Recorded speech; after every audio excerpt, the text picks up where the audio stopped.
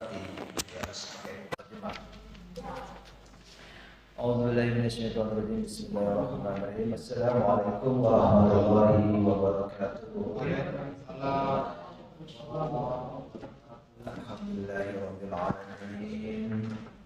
Wassalatu wassalamu ala asrofil anbiya'i wal mursalin wa ala alihi washabbihi ajma'in. Rabbi israh li sadri wa yassir li amri wa hlul 'uqdatam min lisani yafqahu qawli. Pertama-tama kita senantiasa panjatkan rasa syukur kita kepada Allah Subhanahu wa taala dengan mengucapkan alhamdulillahirabbil alamin atas keridhoannya lah kita malam ini Allah berikan kemampuan untuk sama-sama mengaji. Jadi saya hanya sebagai fasilitator, bukan ustaz atau apa, sama-sama belajar. Yang kedua, mari sama-sama kita haturkan salawat dan salam kepada baginda junjungan kita Nabi Muhammad sallallahu alaihi wasallam dengan berselawat kepadanya Allahumma shalli ala sayyidina Muhammad wa ala ali sayyidina Muhammad, dan kita bersalam kepada Rasulullah dengan mengucapkan assalamu alayka ya Rasulullah. Sahabat-sahabatku sekalian, kita akan sedikit mengulang dari yang kita bahas kemarin. Jadi ini adalah salah satu metode di mana kita tidak hanya membaca, tapi kita belajar untuk memahami apa yang terkandung di dalam Al-Quran. Memahami ini tidak bisa dengan kita hanya menghatamkan Al-Quran atau kemudian sekedar membaca, tapi kita coba untuk pelajari, kemudian kita pahami, kemudian kita jalankan, ya kan? Bismillahirrahmanirrahim. Laisa 'alaika hudahum walakin Allah yahdi man yasha. وَمَنْ تُنْفِقُوا خَيْرًا فَلِأَنفُسِكُمْ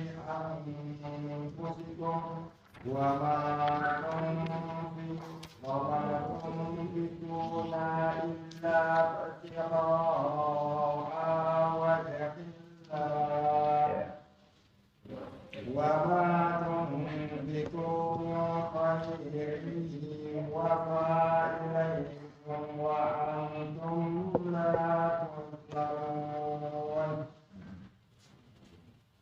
Langsung artinya, Pak. Bukankah kewajibanmu Muhammad menjadikan mereka mendapat petunjuk, tetapi Allah lah yang memberi petunjuk kepada siapa yang Dia kehendaki. Apapun harta yang kamu infakkan, maka kebaikannya untuk dirimu sendiri, dan janganlah kamu berinfak melainkan karena mencari ridho Allah. Dan apapun harta yang kamu infakkan, niscaya kamu akan diberi pahala secara penuh, dan kamu tidak akan dizalimi.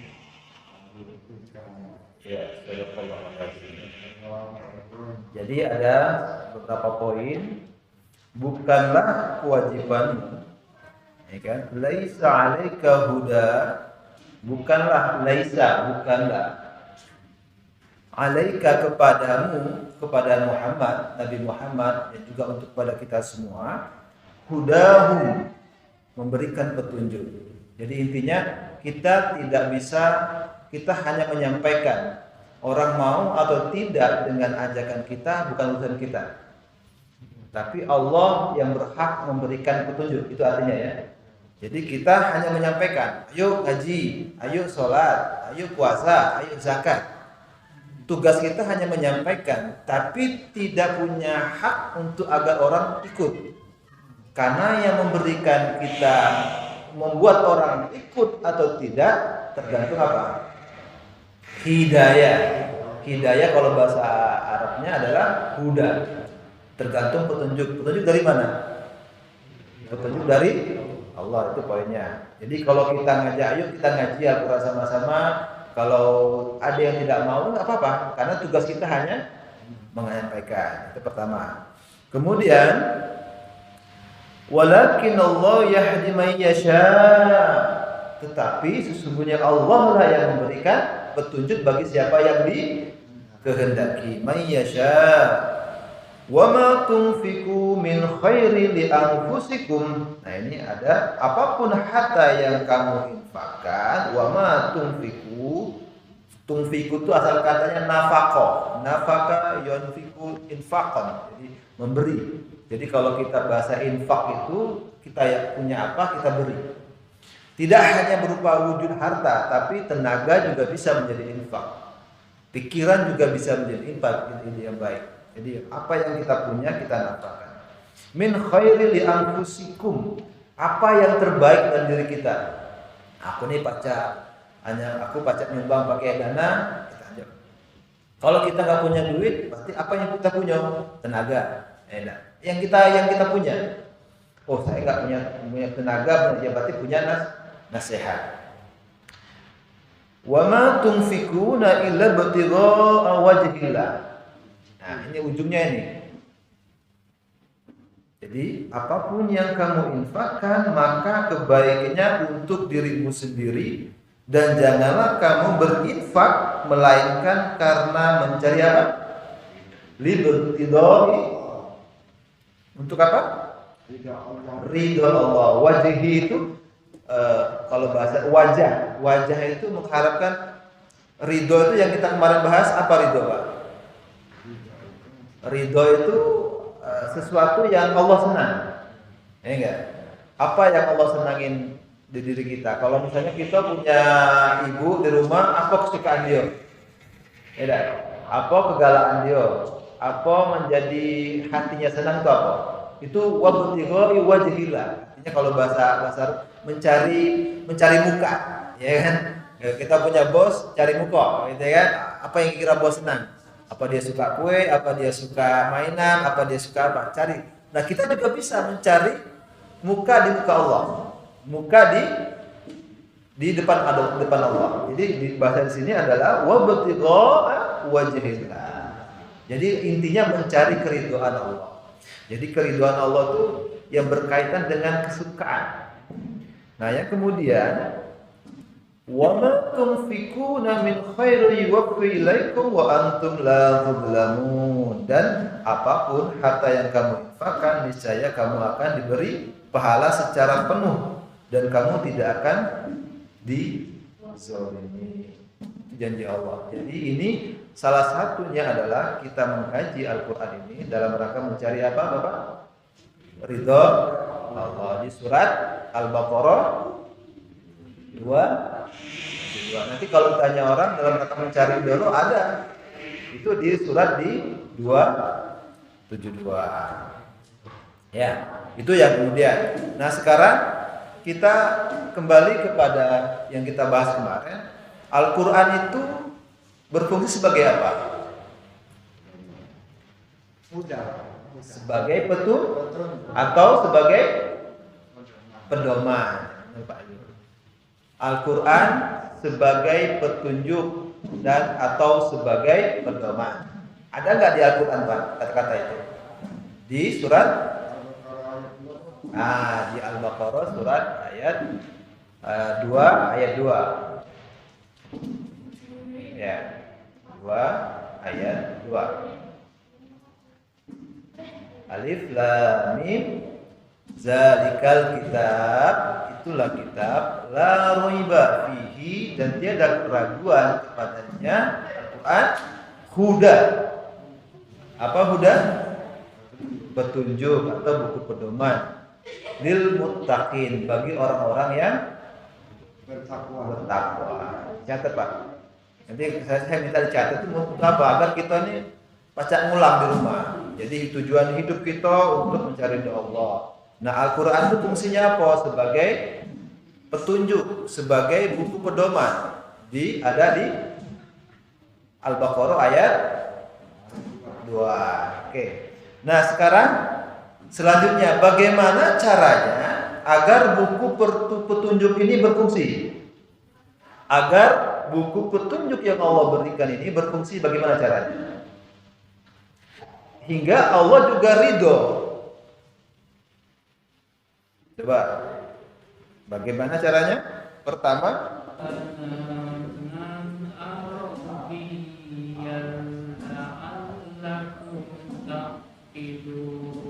artinya sungguh kami menurunkannya Al-Quran yang bahasa Arab agar kalian mengerti atau agar kalian paham. Jadi intinya, coba dengarkan. Setelah kita baca tadi, kemudian habis itu kita pelajari, baru kita pahami. Ya, kalau di sini sungguh kami menurunkan berupa Al-Quran ini berbahasa Arab. Kenapa berbahasa Arab? Karena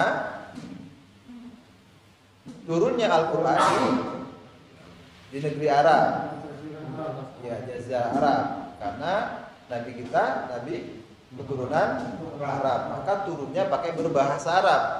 Agar apa? Di saat itu Rasulullah agar bisa paham. Jadi kalau turunnya itu di Arab, kata Allah, agar mudah paham pakai dengan bahasa lisannya. Nah, kemudian coba disambung di surat ke surat Ad-Dukhan. Ad-Dukhan 58. Dukhan itu surat ke berapa? 44. Ya, surat 44. Ini sama nih, surat ayat berapa? Surat Ad-Dukhan.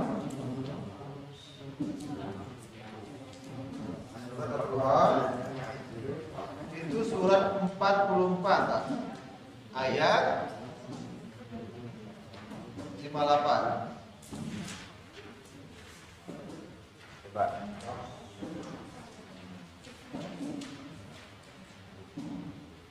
Ini masih sambungan nomor 3. Ya, masih konteksnya bagaimana dasar kita harus pahami Al-Quran. Ya. Coba Pak ini, siapa? Pak Ayub. Ayat 5. Ya.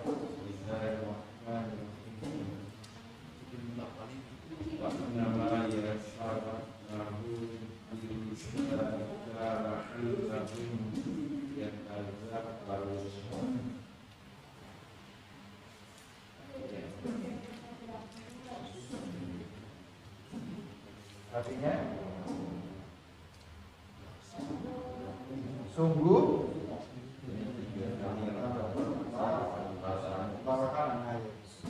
Kami memudahkan Al-Quran itu dengan bahasa kamu agar mereka mendapat pelajaran. oke. Kan? Fa innama yasarnahu, sesungguhnya kami mudahkan Al-Quran itu ya bilisanika, dengan bahasa lisanmu. Bahasa lisan ini kata Allah adalah lisan kita masing-masing, dengan bahasa kita. Kalau tadi dengan berbahasa Arab, sekarang karena kita berada di Indonesia maka pakai lisanmu. Lisan kita sekarang bisa di mana? Di Palembang. Berarti kita bisa pakai bahasa Palembang dengan melihat terjemahan. Jadi kata Allah, fa innama yasarnahu, sungguhnya Allah sudah memudahkan itu kepadamu Al-Quran bilisanika la'allahum yatadzakkarun, dengan lisanmu agar kemudian kalian bisa mengambil pelajaran atau bisa dipahami.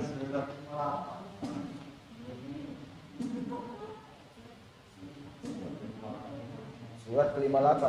Jadi Ad-Dukhan itu surat 44. Ayatnya 58. Ini kita harus pahami sebagai dasar kita nanti bagaimana caranya kita mendapat ridha Allah agar ini bisa menjadi petunjuk hidup ya.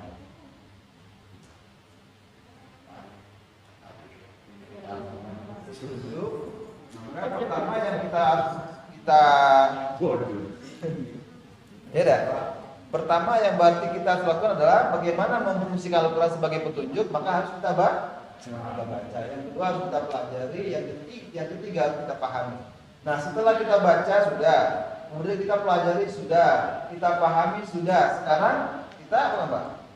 Diamalkan. Oke, berarti kita lakukan. Adakah di Al-Quran menyuruh kita melaksanakannya? Yang tadi Pak, surat tadi baca dan selisih sholat tadi. Itu yang diambil poinnya membacanya. Jadi kita disuruh membaca. Nah, setelah kita baca Al-Quran, kemudian kita pelajari, habis itu kita pahami, kita laksanakan. Coba lihat di surat As-Saff yang tadi Pak Mualim bikin status.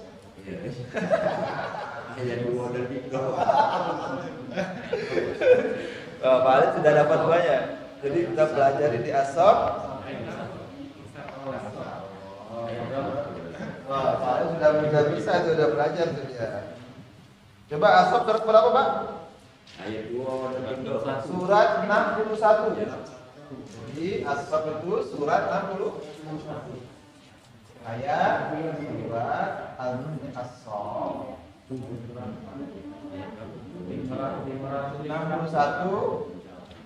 ayat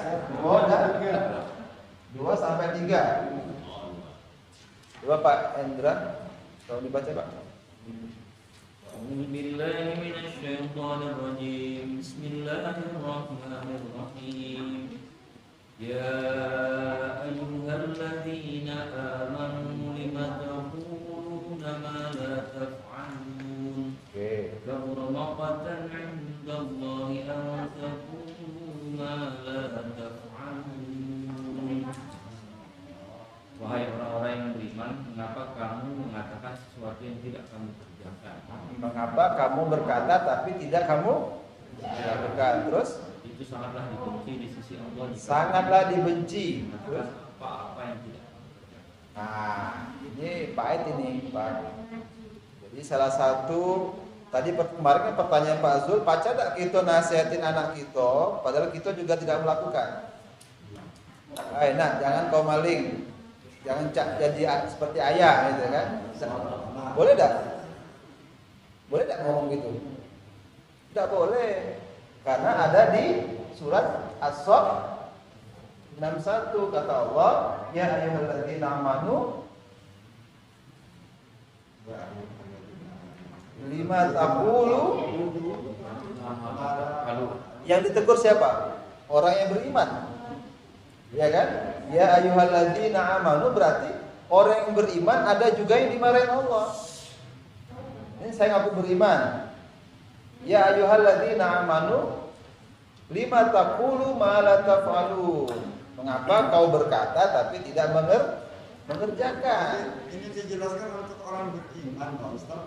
Iya. Seandainya yang pertanyaan dia itu kan tidak beriman, berarti.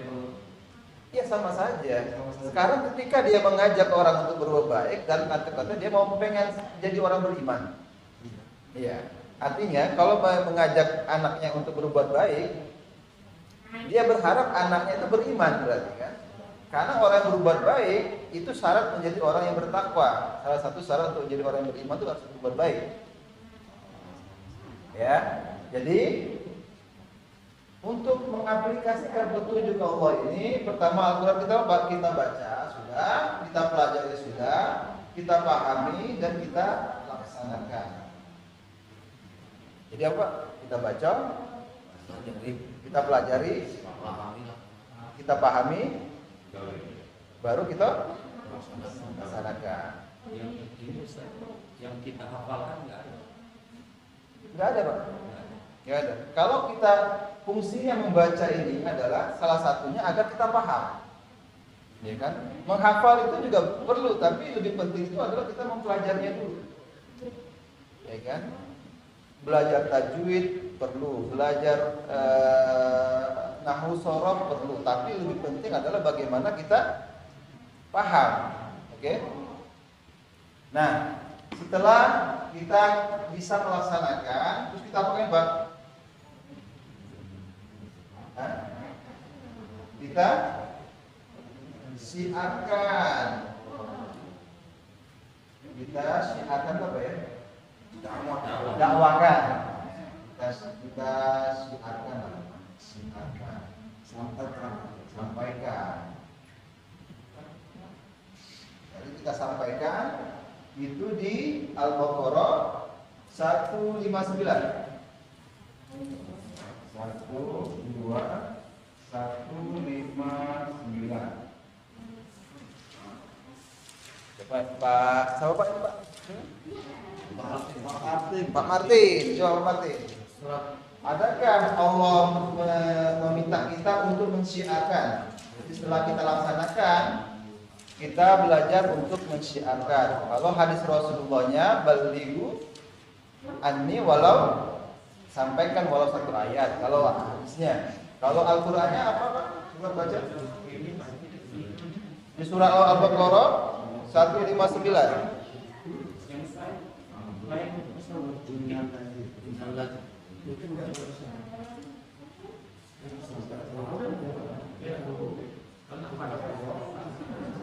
Al-Baqarah 159 Pak.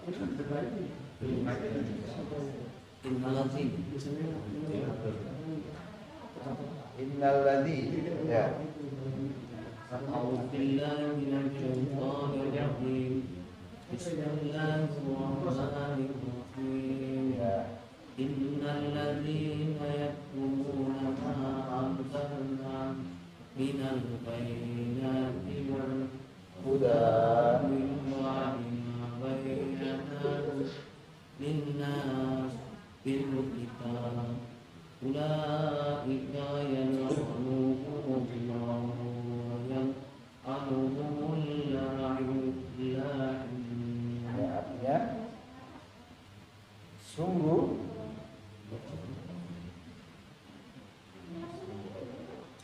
159 Pak. Artinya sungguh orang-orang yang menyembunyikan, Sungguh orang-orang yang menyembunyikan apa yang telah kami turunkan berupa keterangan dan petunjuk setelah kami jelaskan kepada manusia dalam kitab Al-Quran, mereka itulah yang dilaknat Allah dan dilaknat pula oleh mereka yang melaknat. ya, dan dilaknat pula oleh mereka yang melaknat. Jadi saling melaknat. Jadi kita lihat dua, coba perhatikan. Ini perintahnya kita tadi kita sudah baca atau Al-Quran, sudah kita pelajari, kita pahami, kita laksanakan. Sekarang kita syiarkan. Nah, kita syiarkan, coba lihat, sungguh, ya,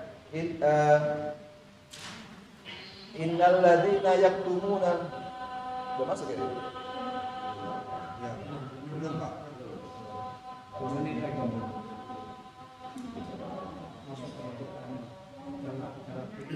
Ya. Oke. Coba lihat Pak, pahami Pak. Jadi kita baca tadi, dibaca oleh Pak tadi. Sekarang kita coba pelajari, ya, pelajari. Ini fungsinya. Jadi kita baca, harus kita pelajari dan kita pahami agar kita mengerti. Pertama, sungguh